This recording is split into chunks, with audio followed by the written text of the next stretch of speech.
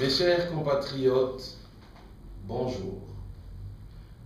Dans 49 ans exactement, la République démocratique du Congo aura totalisé 100 ans d'existence depuis son accession à l'indépendance le 30 juin 1960, moment où les Congolais ont pris en main leur propre destin. Des premières 51 années, nous en connaissons parfaitement bien le bilan. Nous savons d'où nous venons, nous connaissons la longueur du chemin parcouru, le nombre des échecs et des déboires essuyés. Nous pouvons entendre les pleurs des veuves et des femmes violées, ainsi que les cris des orphelins. Nous pouvons donc dresser le bilan des 51 ans du Congo indépendant, d'autant plus facilement qu'il tient en un seul mot, débâcle. C'est pourquoi je me propose de vous entretenir sur les causes et la responsabilité des Congolais dans la débâcle générale de leur pays, aussi bien des points de vue économiques, social, politique, spirituel que moral.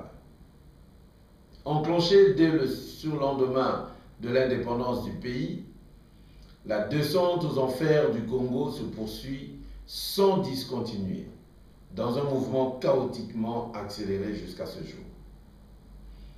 Mes chers compatriotes, avant de poursuivre mon allocution, permettez-moi de me présenter à ceux qui ne me connaissent pas encore. Je suis Congolais d'origine et de nationalité, né le 1er février 1959 à Bolobo, district de Mai-Ndombe, province de Bandundu. Je porte le nom de Bokomba Kasakasa. J'ai grandi à Kinshasa, dans la commune de Kasavubu principalement.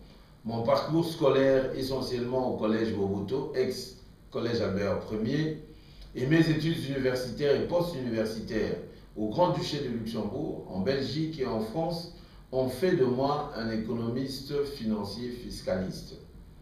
J'exerce actuellement la profession d'expert comptable au Grand-Duché de Luxembourg, où j'ai un cabinet d'expertise.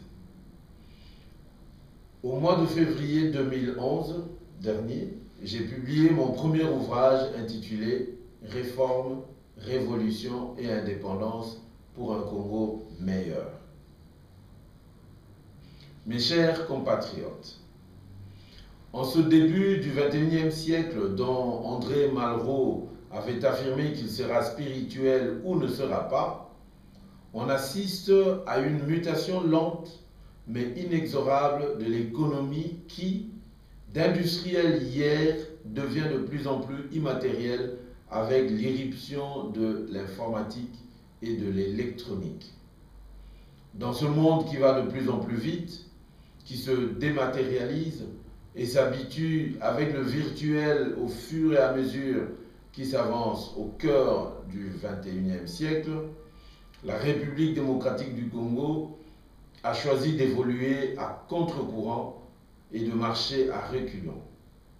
En effet, depuis la proclamation de son indépendance, le Congo n'a jamais réussi à relever un seul des défis essentiels que les autres nations du monde, pourtant moins nanties par la nature et moins chanceuses que mon pays, ont déjà laissé derrière elles depuis des décennies.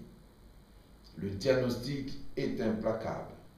Manque d'eau potable et d'électricité, malnutrition, insécurité, viol de femmes et d'hommes, chômage, réapparition des maladies endémiques, effondrement des recettes de l'État et j'en passe.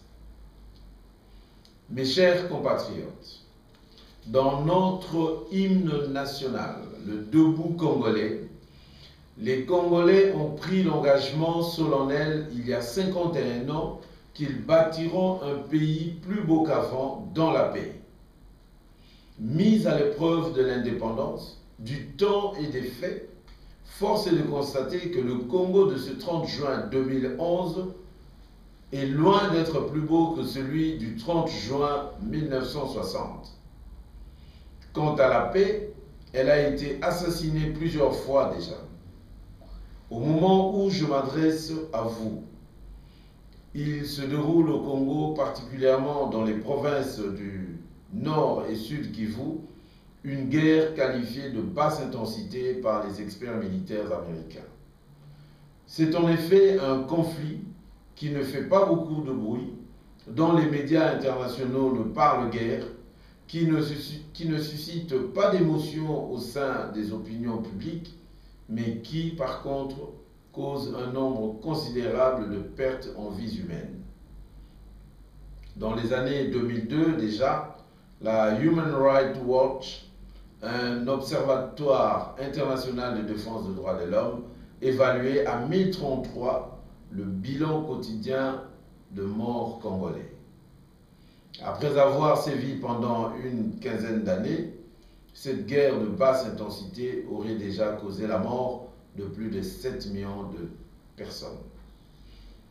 Mes chers compatriotes, au bout de 51 ans d'une existence misérable, chaotique, traversée par des sécessions, des rébellions, des conduites informantes de la part de dirigeants et des vagues pillages commis par la population, il ne fait pas l'ombre d'un doute dans mon esprit que les Congolais ont trahi tous les idéaux, violé toutes les promesses annoncées, déshonoré tous les engagements pris et bafoué tous les espoirs engendrés à la veille du 30 juin 1960.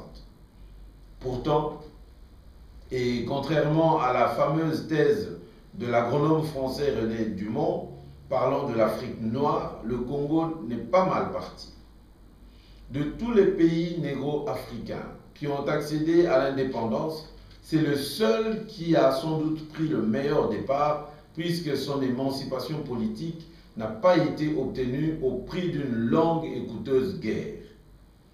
D'autre part, et malgré une certaine précipitation, l'indépendance congolaise a été octroyée après la tenue d'une table ronde à Bruxelles ayant du 20 janvier au 20 février 1960 réuni autour des autorités coloniales belges, les délégués des partis politiques congolais, les représentants de la société civile comme les syndicalistes et les mouvements religieux, mais aussi les chefs coutumiers.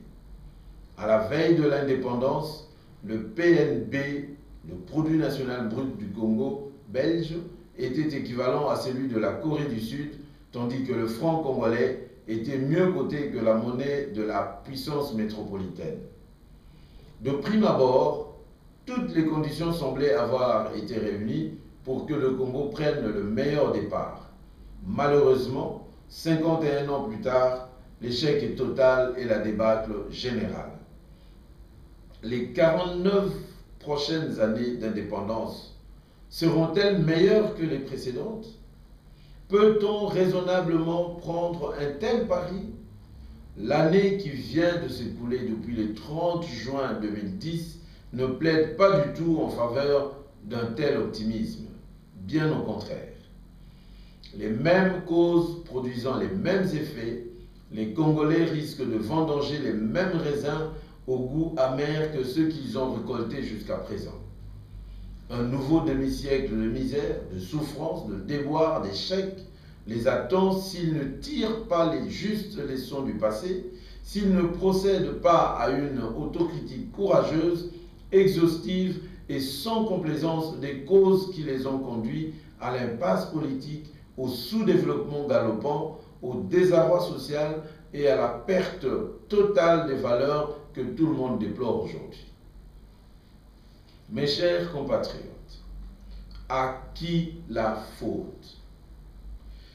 Il existe une tendance à rejeter préférentiellement le tort sur les étrangers, notamment sur la Belgique, l'ancienne puissance coloniale, mais aussi sur les États-Unis d'Amérique, sur les FMI, la Banque mondiale, les dettes, la mondialisation, les multinationales, etc.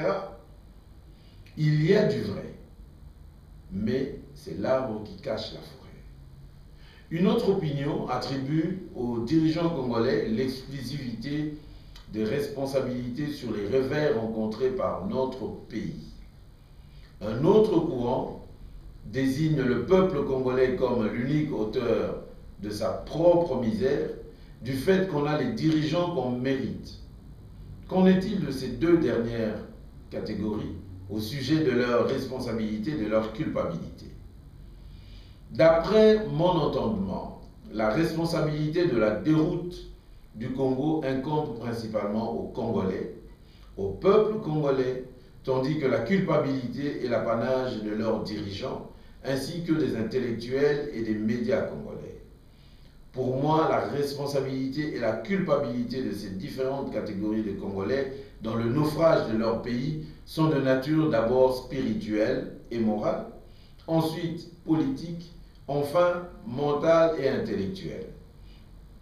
Pour s'être éloignés de la spiritualité qui leur est propre, pour avoir adopté des croyances, des dogmes et des rituels étrangers, les Congolais se sont privés de la base qui aurait pu leur permettre de concevoir les fondements spirituels d'une entité étatique autonome, adaptée à leur vision de relations humaines, du monde et de l'univers. Le peuple coréen fut colonisé par le Japon, mais n'en a pas moins gardé sa spiritualité intacte. Aujourd'hui, la Corée du Sud compte parmi les économies les plus dynamiques au monde. Il en va tout autrement du peuple congolais qui a perdu son soubassement spirituel. La conversion des Congolais en chrétiens est venue s'ajouter à leur islamisation, amplifiant du coup le phénomène d'abdication et d'oubli de leur spiritualité originelle. Mais ce renoncement n'a pas produit autant de conséquences néfastes que l'adhésion des Congolais, notamment de leurs dirigeants, à des sectes, à des loges et à des organisations initiatiques étrangères. Ils y prêtent un serment secret d'allégeance, alors que postérieurement, ils viendront jurer solennellement et publiquement sur la constitution de leur pays, prenant l'engagement de servir fidèlement leur peuple, la cause et les intérêts de ces derniers. Qui est assez aveugle ou d'une mauvaise foi irrémédiable pour ne pas relever l'antinomie et la duplicité qui s'intercalent entre les deux professions de foi? Qui peut croire que les objectifs, la cause et les intérêts des loges, des organisations et des groupes occultes étrangers sont parfaitement convergents avec ceux d'un pays africain comme la République démocratique du Congo, qu'ils tendent vers le même but, recourent aux mêmes moyens et cherchent à satisfaire les mêmes aspirations? Personnellement, je ne développe pas de préjugés favorables ou défavorables à l'égard de religions importées, ni des loges des sociétés occultes. Je suis de ceux qui estiment que les maux dont les dirigeants africains accablent leur peuple trouvent leur source dans ces officines secrètes.